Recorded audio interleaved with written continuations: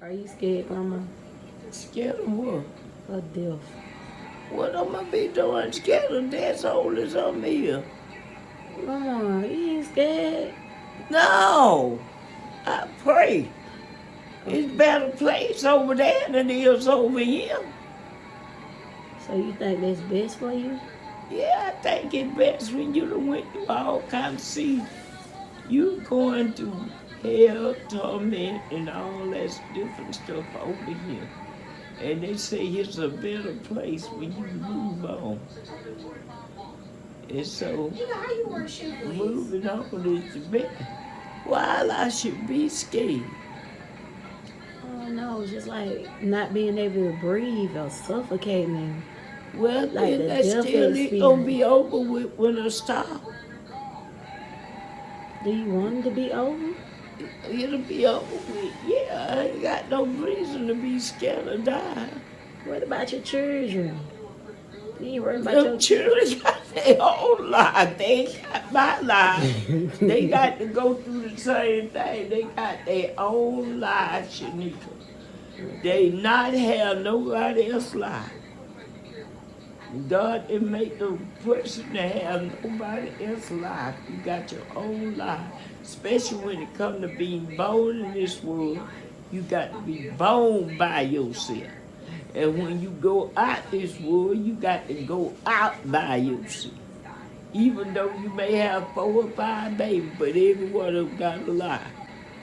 You ain't got nothing behind in the first place. Why you say that? You leaving a You lot of ain't, people, wait Grandma. a minute.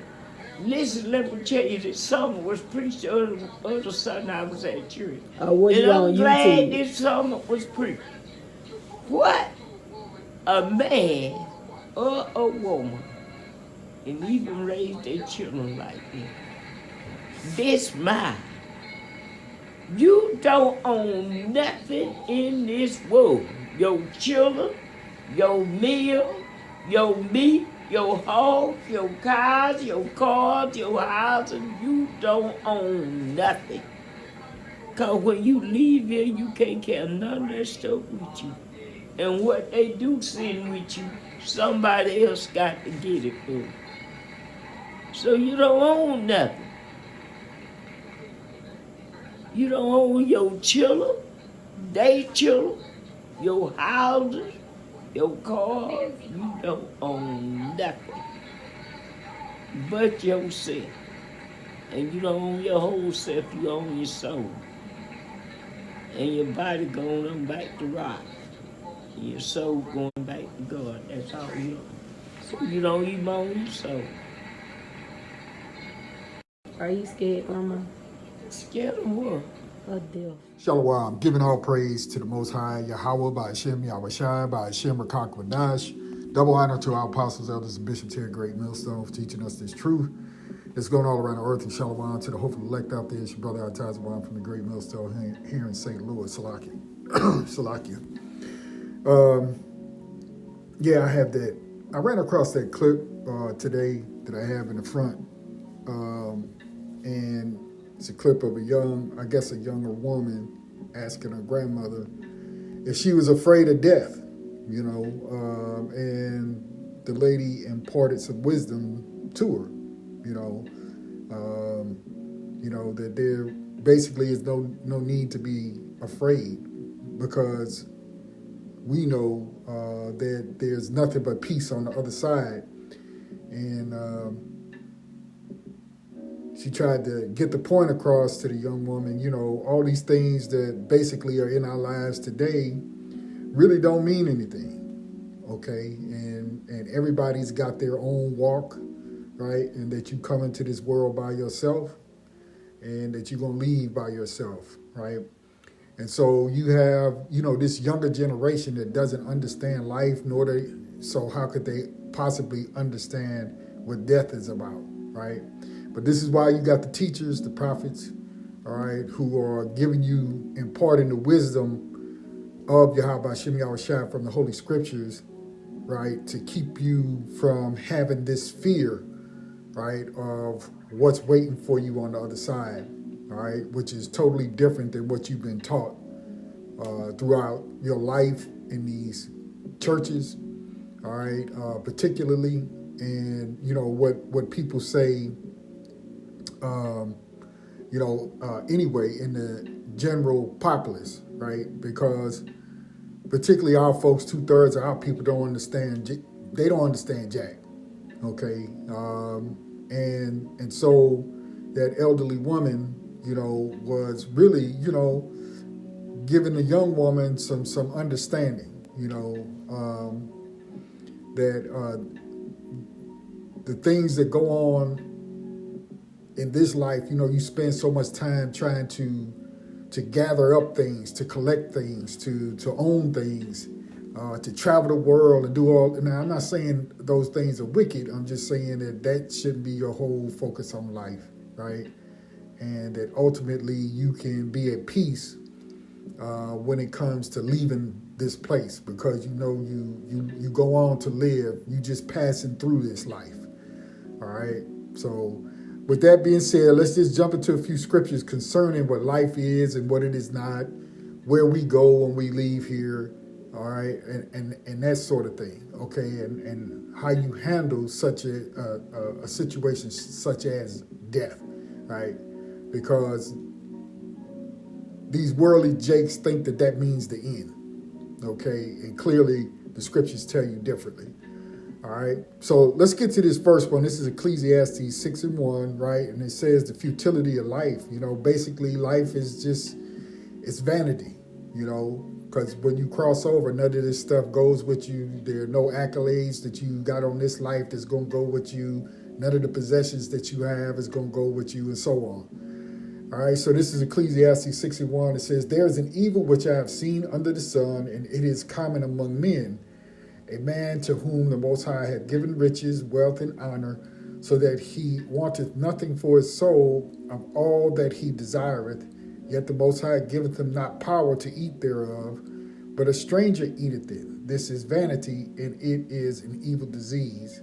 If a man begat 100 children and live many years, so that the days of his years be many, and his soul be not filled with good, and also that he have no burial, I say that an untimely birth is better than he. You see? So all these different things mean absolutely nothing in the earth, all right? Going on, he says in verse 4, for he cometh in with vanity, right? He was born into vanity and departeth in darkness, and his name shall be covered with darkness. Because, yeah, true enough, just thinking about the jakes of the world, you bury your parents, or go to a funeral. People don't, after a while, that feeling of sorrow subsides, right? And you forget all about it, right? Until something stirs up your memory about a person, right? But for the most part, you go on with your life, right? Verse 5, moreover, he hath not seen the sun, nor known anything. This hath more rest than the other. And that's what it's about. This body goes into the ground, right? Your spirit returns into the Most High. You take your rest, okay?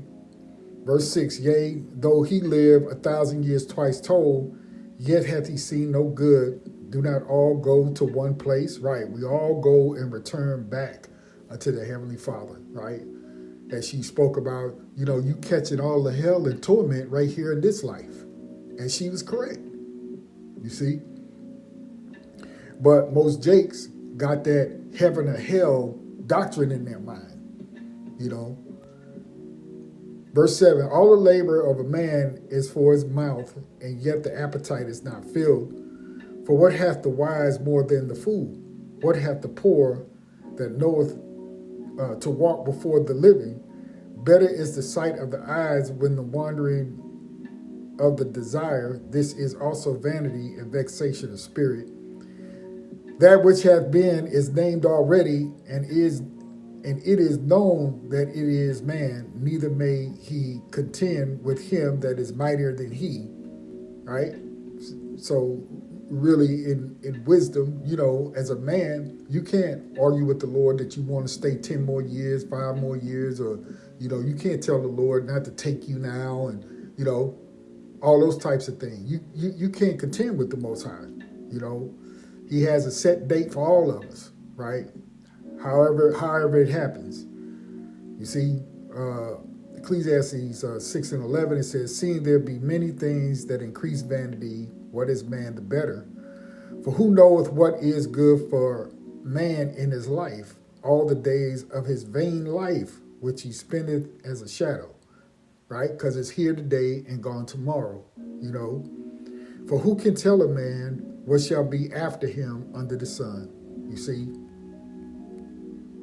So all the things accomplished in this life is not going to mean anything, all right? Ecclesiastes 12:7. Then shall the dust return to the earth as it was, right? Because your body's made of the dust. And the spirit, right, shall return unto the Most High who gave it. Okay, so that's where everybody goes. You return back to the spiritual realm before the Most High. All right, vanity of vanities, verse 8, said the preacher, all is vanity, right? Everything in this life is vanity. Your clothes, your shoes, the cars you have, the house you live in, the job you have, the title you have, and so on. It means absolutely nothing. But to get to that other side is peace, you see?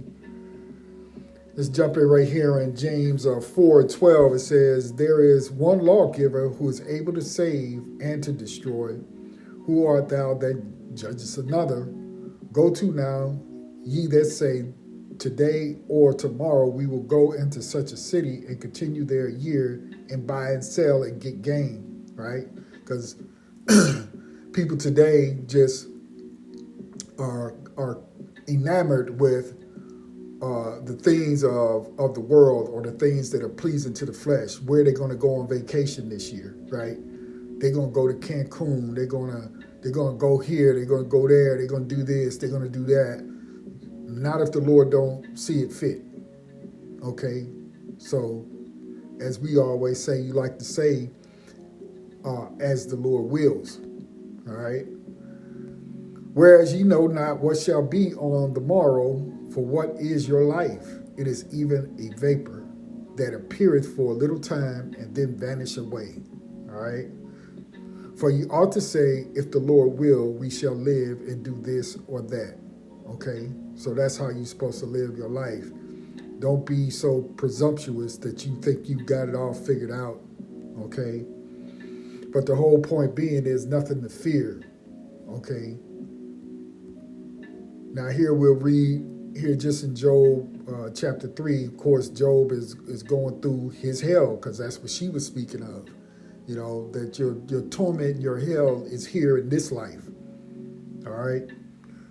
Job 3:1, it says, after this, Job opened his mouth and cursed his day. And Job spake and said, let the day perish when I was born, and the night in which it was said, this is a man-child conceived. Let the day be darkened, let not the Most High regard it from above, neither let the light shine upon it. Let darkness and the shadow of death stain it, Slakia. Let a cloud dwell upon it, let the blackness of the day terrify it. As for that night, let darkness seize upon it, let it not be joined unto the days of the year. Let it not come into the number of the months. Lo, let that night be solitary, let not joyful voice come therein. Let them curse it that curse the day, who are ready to raise up their mourning. Let the stars of the twilight thereof be dark. Let it look for light, but have none, neither let it see the dawning of the day. So Job was really in a dark place, you know, in his mind, you see. And we all sometimes, you know, look at life and we wish that things could be better, right? But these are the things that you have to go through, okay? Verse 10, because it shut not up the doors of my mother's womb, nor hid sorrow from mine eyes. Why die I not from the womb? Why did I not give up the ghost when I came out of the belly, right? So with all the sorrows that he was going through, you know, he's lamenting over his life and saying, I should have just died at birth, you see? But that's not, you know, for you to determine, right? How you come in, when you come in, and when you go out, right? Why did the knees prevent me? Or why the breast that I should suck? For now should I have lain still and been quiet, right? And should have slept. Then had I been at rest, right? So you go to your rest when you leave this side. You don't go to a place of torment or hell and be scared and all of this, right? Those are mere mortal thoughts. You see? And you only like that when you don't have the understanding of the scriptures. Okay? Going on to verse 14, it says, with kings and counselors of the earth, which built desolate places for themselves, or with princes that had gold, who filled their houses with silver, or as in hidden untimely birth I had not been, as infants which never saw light, right? Like being a stillborn, okay? And on the other side, verse 17, there the wicked cease from trouble, and there the weary be at rest, So we catch hell in this life, but when you pass on and go to the other side, you're at rest, okay? Verse 18, there the prisoners rest together, right? They hear not the voice of the oppressor. The small and great are there, and the servant is free from his master, all right? Meaning there's no labor, okay, that you have to perform. You're at rest. There ain't no alarm clock. There ain't no paying no damn taxes, so on and so forth. This is Luke 12. Let me see. Let's just jump in. Let me see. Salakia. We'll start right here at 13. Luke 12 and 13. And one of the company said unto him, Master, speak to my brother that he divide the inheritance with me. Right? You get an inheritance when somebody dies, right? But this is like a modern day Jake, just worried about what do I get? What do I get? It's all vanity. And he said unto him, man, who made me a judge or a divider over you? And he said unto him, take heed and beware of covetousness, for a man's life consisteth not in the abundance of the things which he possesseth, right? Ultimately, you're supposed to serve Yahweh Hashem Yahushai. All right, verse 16, and he spake a parable unto them, saying, the ground of a certain rich man brought forth plentiful. And he thought within himself, saying, what shall I do, because I have no room where to bestow my fruits? And he said, this will I do, I will pull down my barns and build greater, and there will I bestow all my fruits and my goods. And I will say to my soul, thou hast much goods laid up for many years. Take thine ease, eat, drink, and be merry. But the Most High said unto him, thou fool, this night thy soul shall be required of thee. Then whose shall those things be which thou hast provided, right? And that's something that lady was saying, the grandmother, about all that you have and all the things. It's not going to matter. You don't be worried about all that kind of stuff here in this life. You see? Verse 21, so is he that layeth up treasure for himself and is not rich towards the Most High. You see, because your possessions, that alone will put you in the grave, because people worry about that. You know what I mean? They worry that they have so much. They're constantly worrying, about all the possessions that they have. Okay? So everything in this life is vanity. And life in and of itself is vain because it's like a vapor. You come and you go. 2 Corinthians 5 and 1, it says, for we know that if our earthly house of this tabernacle were dissolved, we have a building of the Most High, a house not made with hands, eternal in the heavens. You see, when you return back to the spiritual realm. For in this we groan earnestly, desiring to be clothed upon with our house which is from heaven. If so be that being clothed we should not be found naked. For we that are in this tabernacle do groan, being burdened, not for that we would be unclothed, but clothed upon, that mortality might be swallowed up of life. Right? So even in your spirit, you desire really to be, in the spirit, in the spiritual realm. Okay? Verse 5, now he that hath wrought us for the selfsame thing is the Most High, who also hath given unto us the earnest of the Spirit. Therefore we are always confident, knowing that whilst we are at home in the body, we are absent from the Lord, for we walk by faith and not by sight. We are confident, I say, and willing rather to be absent from the body and to be present with the Lord, right? We go on to the spiritual realm, or go back to the spiritual realm. See? Verse 9, wherefore we labor that whether present or absent, we may be accepted of him. For we must all appear before the judgment seat of Mashiach, that everyone may receive the things done in his body, according to that he had done, whether it be good or bad. Right. So we, return to the Heavenly Father, we'll go to the throne, the Lord will cast judgment, and then we take our rest. Okay, and if the Lord deems it's a time for you to come back, that's what'll happen. Okay, let's go over there. Let's see here. What do I got? I want to jump in at 28. 2 Corinthians 14. Salakia. 2 Esdras 14. I lost my place. Salakia. Here, verse 28. Hear these words, O Israel. Our fathers at the beginning were strangers in Egypt, from whence they were delivered, and received the law of life, which they kept not, which ye also have transgressed after them. Then was the land, even the land of Zion, parted among you by lot, but your fathers and ye yourselves have done unrighteousness, and have not kept the ways which the highest commanded you. And forasmuch as he is a righteous judge, he took from you in time the thing that he had given you. And now are ye here, and your brethren among you. Therefore, if so be that ye will subdue your own understanding and reform your hearts, ye shall be kept alive, and after death ye shall obtain mercy.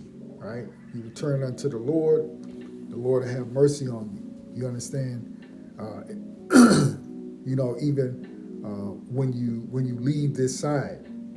Okay? For after death shall the judgment come. See, as we read in 2 Corinthians 5.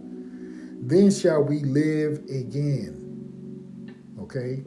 And then shall the names of the righteous be manifest, and the works of the ungodly shall be declared. Okay? So after the judgment, we live again. All right? So this side is not the end. And most Jakes believe that it's the end, or that you go into some fiery torment forever and ever and ever and ever and ever. Ecclesiasticus 38, I believe. Yep, Ecclesiasticus 38. Let's see here. Let's jump in right here, verse 16. It says, my son, let tears fall down over the dead, and begin to lament as if thou hadst suffered great harm thyself, and then cover his body according to the custom, and neglect not his burial. Right? Because we read a scripture before that talked about a man who did all these great things and didn't have no burial. That's terrible. You see, so even in death, we have a custom about burying our own. Okay?